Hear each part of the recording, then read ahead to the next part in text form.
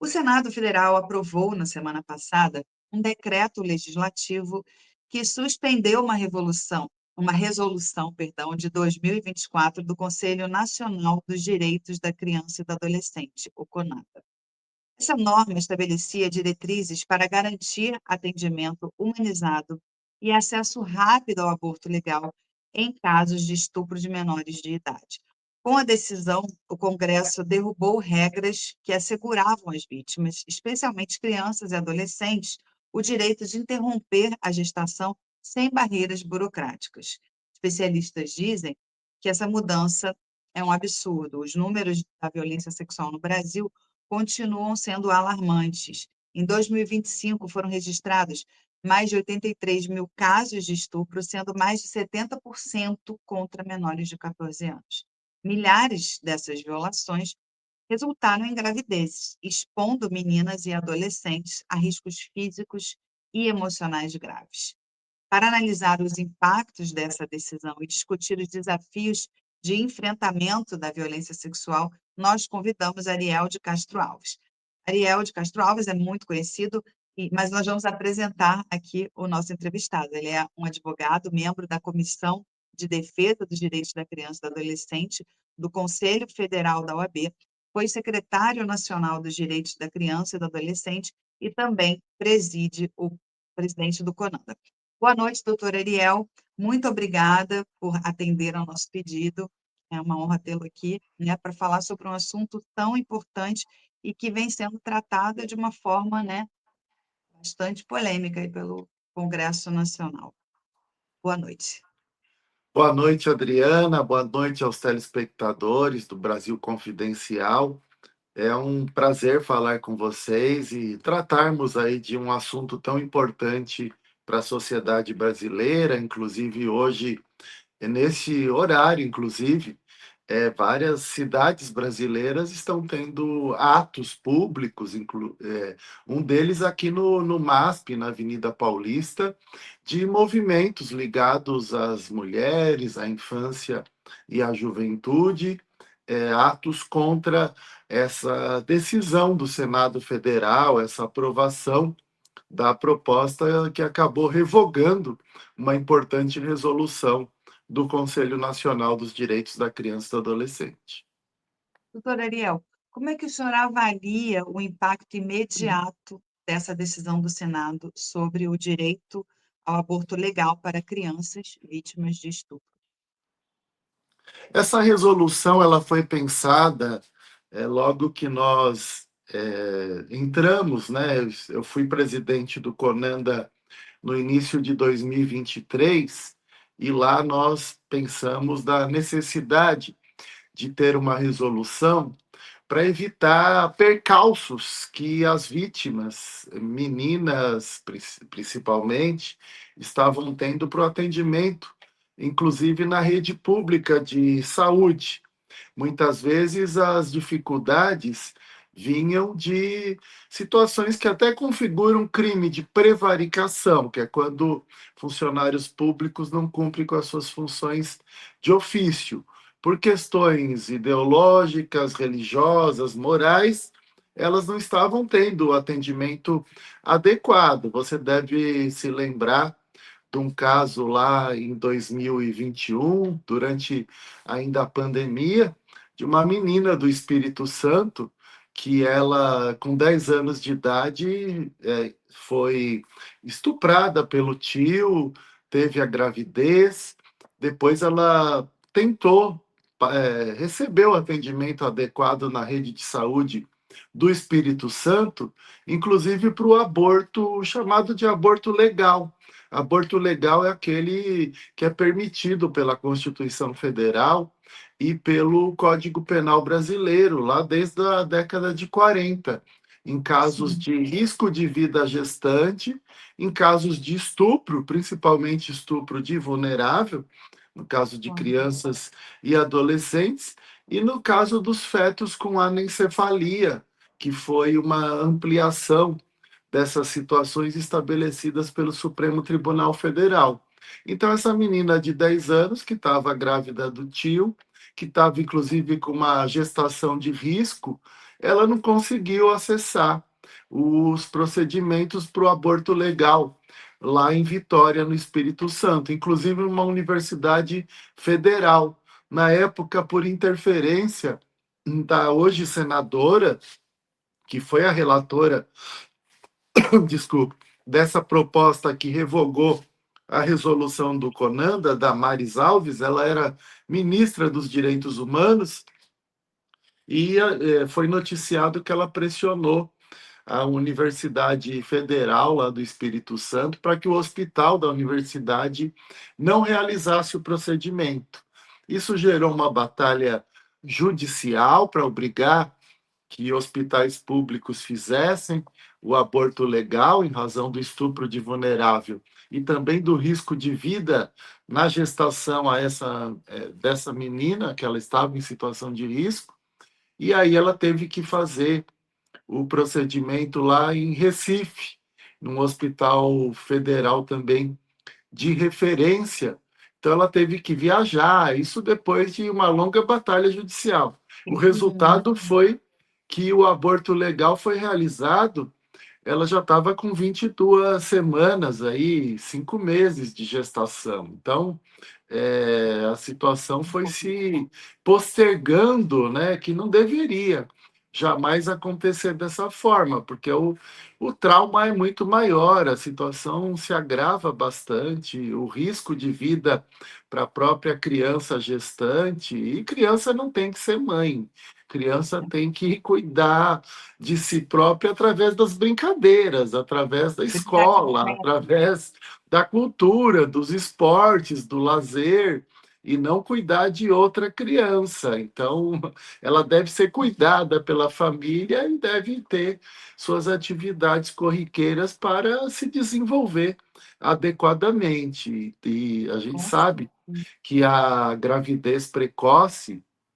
ela acaba gerando que a criança abandone a escola, acaba muitas vezes entrando numa situação de relacionamento também precoce e que depois vai resultar em subordinação, né, de independência com relação geralmente a um adulto e violência doméstica, exploração do trabalho infantil no ambiente doméstico, o que acaba perpetuando ciclos de miséria, pobreza e desigualdades sociais na sociedade brasileira. A gente sabe, segundo o IBGE, Adriana, temos 34 mil crianças e adolescentes com menos de 14 anos que são casadas com pessoas adultas, né? Nós temos diariamente mais de 40 partos de meninas, de crianças cujas mães têm menos de 14 anos de idade, conforme o Sistema Único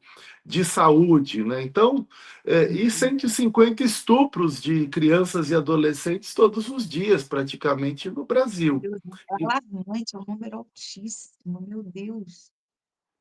150 por dia.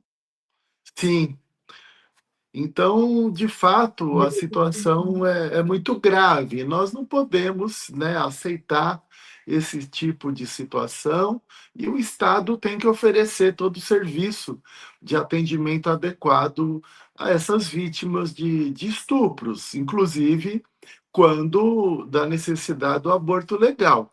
Então, que essa resolução do Conanda ela previa de fato, esse atendimento ágil por parte da rede pública de saúde, junto com a assistência social, a realização de uma escuta protegida da vítima, que já é prevista na legislação, e situações em que o atendimento de saúde, o aborto legal e até a realização de boletim de ocorrência, independente da vontade dos próprios pais e mães, principalmente naquelas situações em que a violência ocorreu no ambiente doméstico.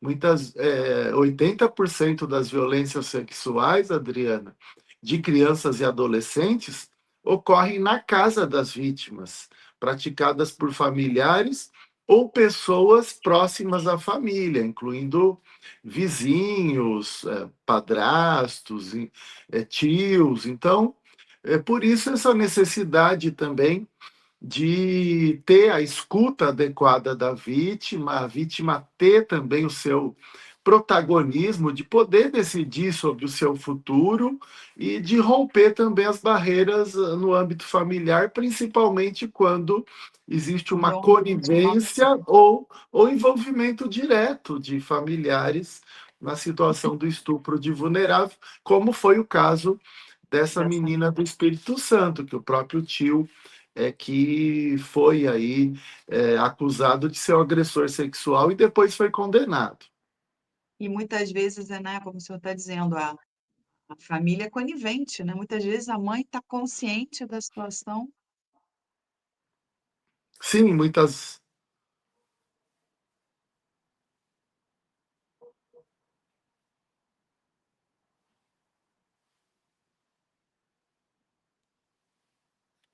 Oi, voltei. Oi, Está me ouvindo, doutor acho que Ariel? voltou, agora voltou. Voltou. Acho que a gente teve um probleminha Eu aqui de tô, internet. Doutor Ariel, eu tô consegue me ouvindo, sim. Eu tô ouvindo.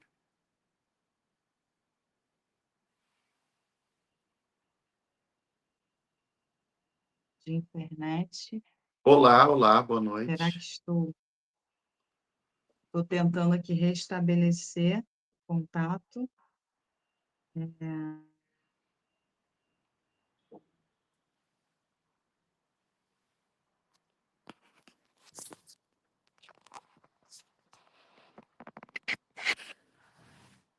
Boa noite.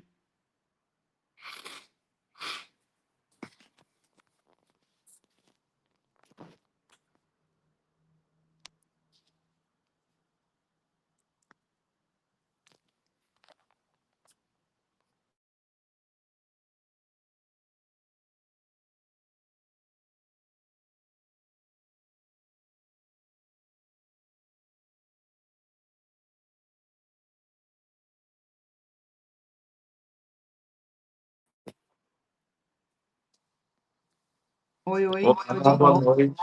Volta. Doutor Ariel, me desculpa, houve algum problema aqui na Uhum. internet, Ah, aqui ok. na nossa conexão, mas estou de volta, espero que permaneça. Mas como o senhor estava falando, né, continuando aqui de onde eu parei, é mais grave ainda, exatamente porque muitas vezes essas crianças têm, quer dizer, a situação tem a conivência de uma mãe, de um pai, então a criança está super vulnerável ali, né, sem poder nenhum de defesa, de escolha, é muito grave, né? Eu perdi o seu áudio, não estou ouvindo. Ah, perdão. Agora tá ouvindo ou não? Consegue ouvir? Consegue me ouvir? Não, não tá me ouvindo. Puxa, aqui tá tudo ok. Não tá me ouvindo ainda? Não estou ouvindo. O sinal tá ruim? Não.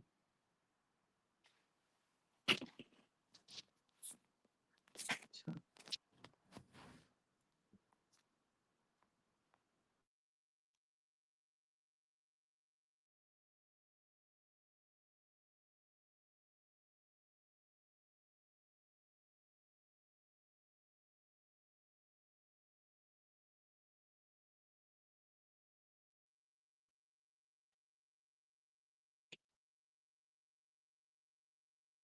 Olá, estamos de volta.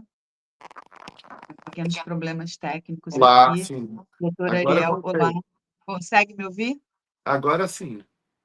Eu peço desculpas, houve algum problema aqui na nossa conexão, Uhum. aqui do Rio de Janeiro, e espero que não se repita.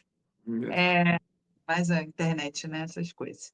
Mas Sim. eu estava dizendo que, é como o senhor estava falando, quer dizer, é uma situação gravíssima, porque muitas vezes tem mães e pais que são coniventes, né, com essa situação, e a criança está totalmente vulnerável, sem nenhum poder de defesa ou de escolha, né. Então, além da pessoa que está violentando, muitas vezes tem a conivência, né, que é gravíssimo. Sim. Sim, inclusive, Adriana, a resolução do Conanda, ela tratava exatamente dessas situações, de a criança ou adolescente ter todo um atendimento da rede de proteção social, que inclui os conselhos tutelares, os centros de referência especializados da assistência social, que possuem equipes técnicas multidisciplinares, os programas de escuta protegida. A escuta protegida ela é prevista no Estatuto da Criança e do Adolescente por uma lei que atualizou o ECA em 2017 e que também é uma equipe multidisciplinar, psicólogos, assistentes sociais, pessoas preparadas para fazer a inquirição, para ouvir a criança vítima e depois estabelecer, junto com o Conselho Tutelar e com a Vara da Infância e Juventude, uma medida protetiva, que pode ser, inclusive, afastar dos familiares que estejam sendo omissos, sendo coniventes ou mesmo cometendo os próprios abusos. A grande dificuldade, Adriana, é das vítimas até romperem o silêncio. Muitas vezes elas dependem do agressor para se alimentar, para frequentar a escola, para ter roupas, para ter fralda, para ter o mínimo de Hum. atendimento, né? E é claro que essa relação de dependência que elas possuem acaba dificultando que a criança ou adolescente venha denunciar a situação. E 10% dos casos chegam até as autoridades, conforme várias pesquisas que já foram realizadas, quem atua na área tem essa projeção de que é apenas 10% dos casos. E ainda assim, os casos, os processos, e a Folha de São Paulo esse ano ela divulgou uma análise a partir de 40 processos judiciais de estupro de vulnerável, mostrando que 90% foram arquivados, quer dizer, não chegaram a nenhuma conclusão. Então, podemos concluir com isso, Adriana, que 10% chegam até as autoridades, viram inquéritos e processos.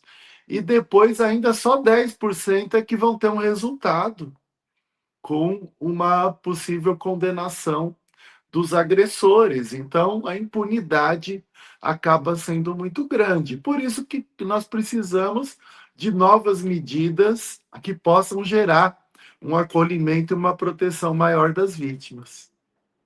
Agora, doutor Ariel, por que essa votação relâmpago foi realizada sem debate amplo e sem registro nominal dos votos?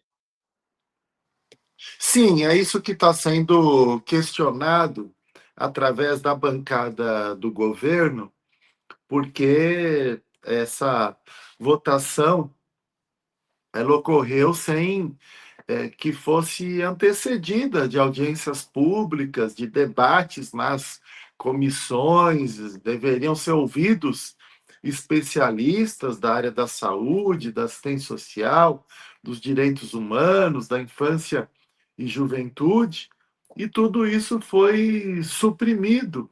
Então, a forma com que essa aprovação aconteceu também violou o próprio regimento do Congresso Nacional e a própria Constituição, porque o parlamento é um espaço de participação, um espaço de debates, e isso foi suprimido.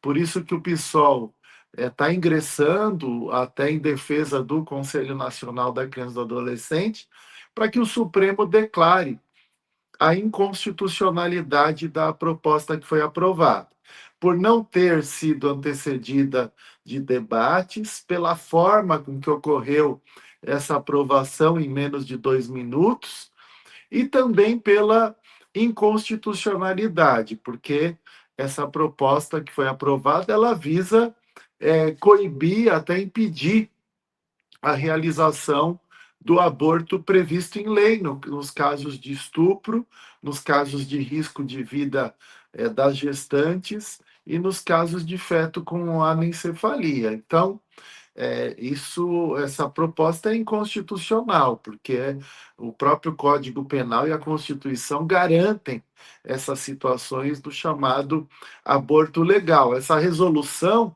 ela apenas regulamenta o que já está previsto no Código Penal e na Constituição para facilitar o acesso nos serviços públicos, para que as crianças e adolescentes tenham uma prioridade nos atendimentos dos serviços públicos de saúde, de assistência social e mesmo nos serviços policiais e do próprio poder judiciário, evitando percalços. Não foi apenas o caso do Espírito Santo, nós tivemos outros casos em Santa Catarina, casos em Goiás, casos até que áudios e vídeos de audiências vazaram de juízas que, por questões religiosas, estavam constrangendo as vítimas, crianças, a, a que tivessem filhos, né? Mesmo em situação de estupro. É, doutora Ariel, qual é o impacto psicológico, né, de obrigar uma criança de 10 ou 12 anos a levar uma gravidez até o fim? Sim, é claro que é um abalo muito grande, né? Porque elas não estão numa fase de amadurecimento, de desenvolvimento para manter uma gestação. Teve, tiveram casos recentes em que as meninas nem percebiam que estavam gestantes, né? Houve até a demora para que elas percebessem e acabavam não tendo atendimento adequado, né? E acabavam não tendo nenhum tipo de acompanhamento. Então, essa resolução também era para coibir essas situações, que os casos possam chegar o quanto antes às autoridades, que possam ser o mais agilmente comunicadas aos conselhos tutelares, à rede de proteção social, à área de saúde. Inclusive, quando ocorre uma situação de estupro, a primeira questão, né, a primeira providência tem que ser tomar todos os medicamentos, os coquetéis, para evitar as infecções sexualmente transmissíveis, né? E até para evitar a própria gravidez, né? Através da pílula do dia seguinte, por exemplo. Então, Sim. evitar que elas passem por todas essas situações de manter uma gestação. Geralmente, a gestação também de uma criança gestando uma outra criança, um bebê, acaba sendo também uma gestação de risco, além de todo o trauma que essas meninas acabam sofrendo. Esse caso do Espírito Santo foi tão grave que a menina, quando foi fazer o procedimento lá em Recife, no hospital, ela teve que entrar no porta-mala de um veículo e tinham pessoas lá protestando e chamando ela de assassina, tanto ela quanto a equipe médica. E tudo isso aí instrumentalizado por setores, né, reacionários, setores de extrema direita, o que é inconcebível que a infância seja tratada dessa forma. O senhor acha que acaba se misturando um pouco a religião, a questão religiosa com esses fatos?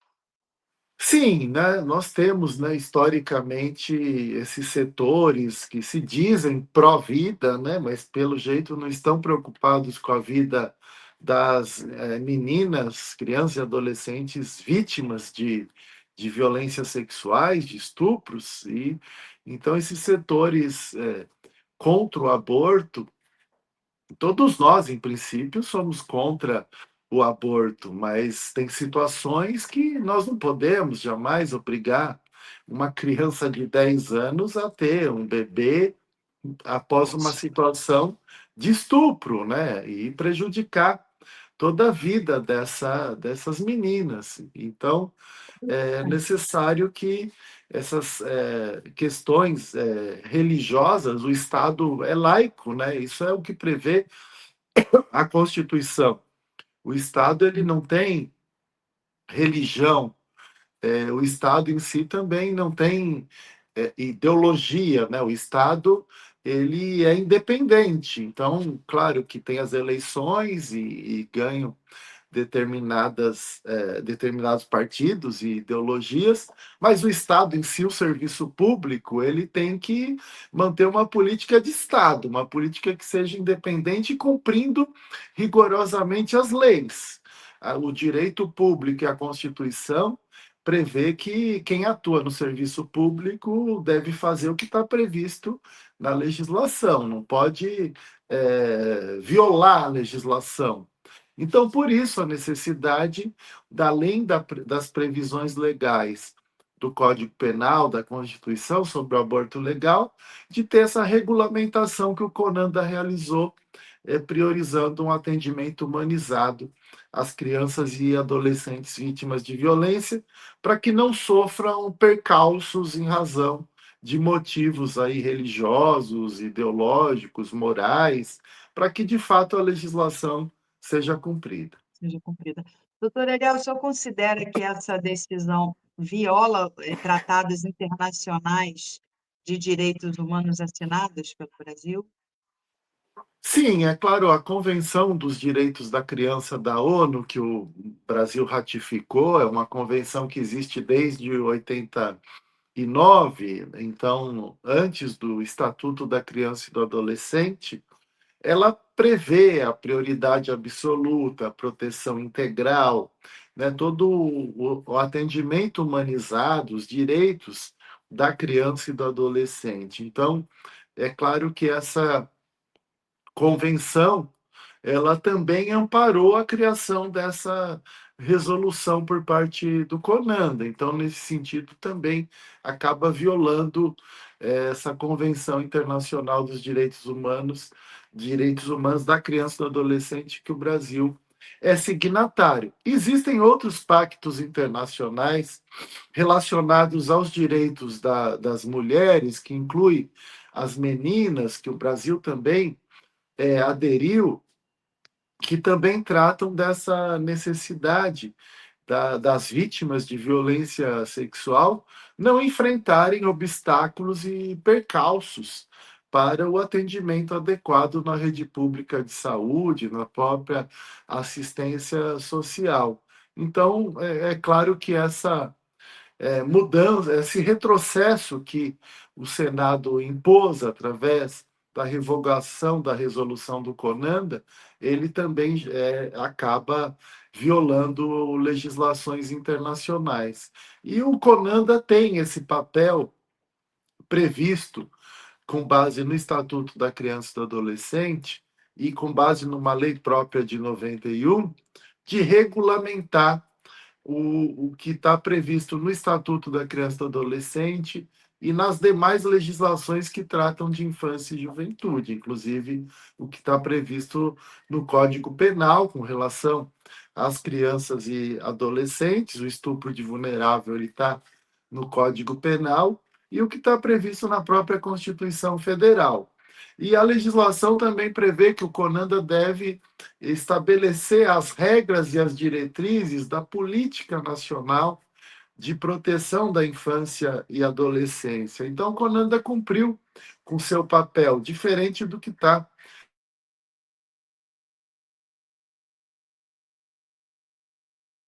Acho que agora a gente tem um problema na conexão São Paulo. Agora eu estou aqui no Rio de Janeiro, vou aguardar um pouquinho aí o retorno do doutor Ariel, que está conversando com a gente sobre essa dificuldade agora aí, né, para que uma criança, um adolescente, né, vítima de estupro, possa fazer um aborto legal. É um tema importante. Eu vou esperar aqui um minutinho, ver se o doutor Ariel consegue retornar. Deixa eu me comunicar aqui com a nossa redação de São Paulo e vamos ver se o doutor Ariel consegue. Vou aguardar aqui mais um pouquinho, né? Agora são 18 horas e 55 minutos. Nós estamos aqui na nossa edição diária do Brasil Confidencial, do BCTV, para você em todo o Brasil e em todo o mundo. E a gente está aqui na nossa entrevista e esses percalços acontecem, né? Ao vivo é assim. Às vezes cai a internet no Rio, às vezes cai em São Paulo, e aí é isso. Então, eu acho que doutor Ariel de Castro Alves, com certeza, está tentando voltar. Vamos ver se será possível. Deixa eu ver aqui com o pessoal de São Paulo. E aí, Rodrigo Vinícius? O doutor consegue voltar para a gente se despedir? Acho que não, né, pessoal? Então, olha, gente, eu quero agradecer muito aí pela participação do doutor Ariel de Castro Alves, que é, sabe muito aí. Olá. Doutor Ariel voltou. Eu não Agora sei. foi São Paulo. Foi agora que o problema foi aqui? Agora foi São Paulo. Ah, tá certo. Agora eu fiquei, o senhor. Mas sabe que eu queria encerrar.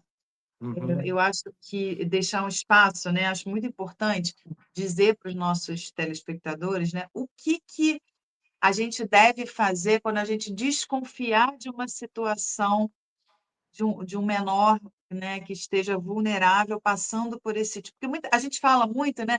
Mas muitas vezes as pessoas ficam assim, como é que eu vou denunciar? Como é que eu vou, né? O que eu faço? Qual é o caminho, doutor Ariel? Sim, é importante, Adriana, que as pessoas saibam identificar essas situações. Quando existe uma mudança repentina, brusca de comportamento, numa criança, por exemplo, ela é muito extrovertida, é alegre, é comunicativa, de repente está muito retraída, muito introvertida, com medo de pessoas adultas, ou às vezes tem retrocessos até na questão da sua própria higiene. Ela não urinava mais na cama e volta a urinar na cama durante a noite. Então, tem situações, além dos, claro, hematomas, escoriações, nem sempre as agressões, né, principalmente sexuais, acabam deixando lesões, porque as agressões sexuais, além da relação sexual propriamente dita, que o Código Penal denomina de conjunção carnal, tem os atos libidinosos, então nem sempre geram lesões Nem aparentes. todos são visíveis, né? É, nem sempre são situações visíveis, né? Muitas vezes depende, né, de forma sutil, vai se perceber uma mudança de comportamento das vítimas, né, e a dificuldade delas denunciarem. Por isso a importância das escolas, principalmente quando a violência ocorre no ambiente doméstico.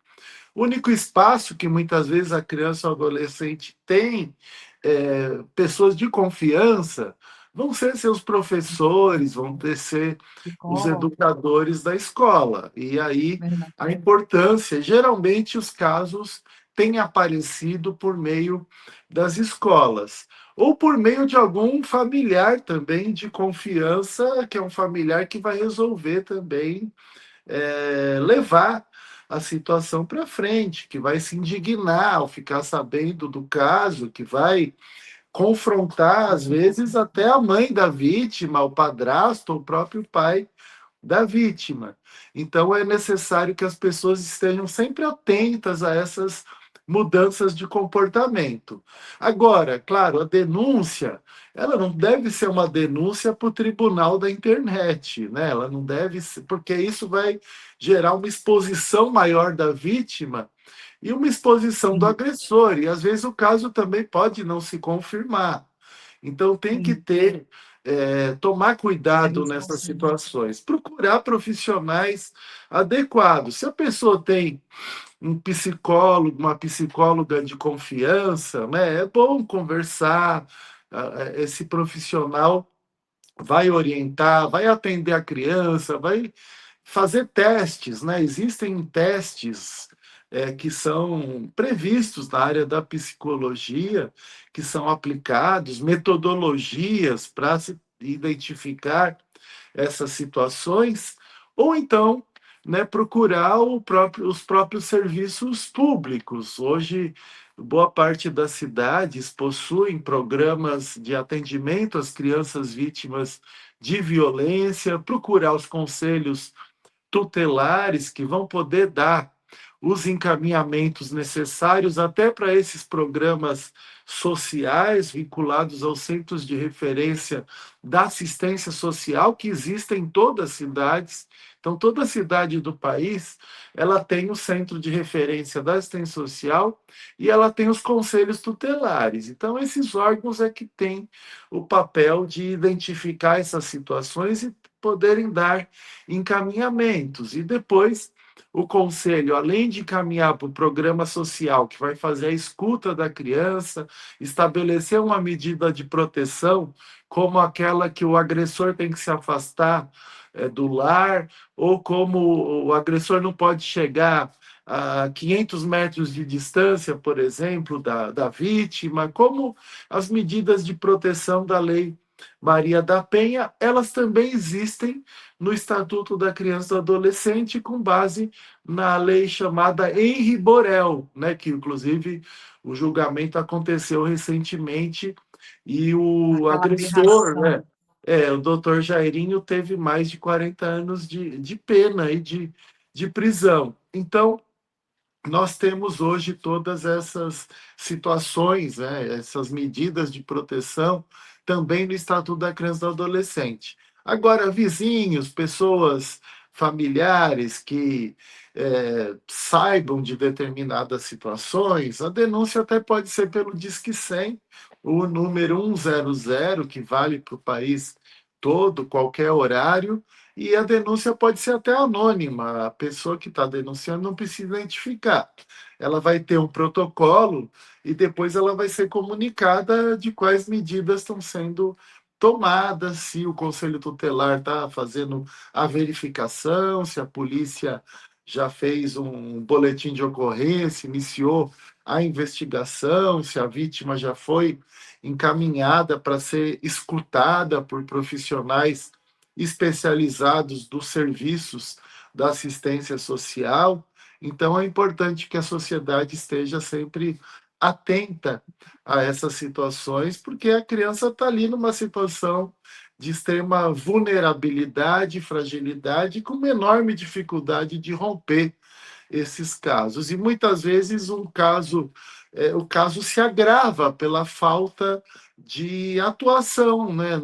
Se as pessoas se omitem, pode gerar um suicídio, pode as situações de atos libidinosos, de apalpamentos, por exemplo, podem gerar de fato situações de relações sexuais, de gravidez precoce decorrente do próprio estupro. Então, é necessário que as pessoas estejam atentas e possam tomar providências, porque também quem se omite pode responder pelo crime de omissão de socorro.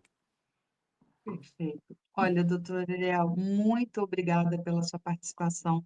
Doutor Ariel de Castro Alves deu uma aula aqui para a gente. Muito obrigada, né? Um tema muito importante. A gente não pode, né, deixar, né, essas coisas acontecerem. Então, muito obrigada ao senhor pela participação, mais uma vez aqui no BCTV. Sim, eu que agradeço, Adriano, o convite, a equipe também do Brasil Confidencial, sempre à disposição de vocês. Tivemos alguns percalços aí com as redes de internet, né, É, de acontece. ambos, né? Além da gripe também, da Acontece. Semana gripe. passada eu entrevistei uma pediatra, estávamos eu e ela gripadas, nós passamos a entrevista inteira tossindo, ela tossia lá, eu tossia cá. É, Foi bem apropriado, essa época é difícil fugir, né, dessas situações, mas com é, certeza. foi ótima a entrevista e fico à disposição para debatermos novamente os temas aí da infância e juventude. Obrigado, Adriana, Muito obrigado obrigada. a todos os telespectadores. Até a próxima.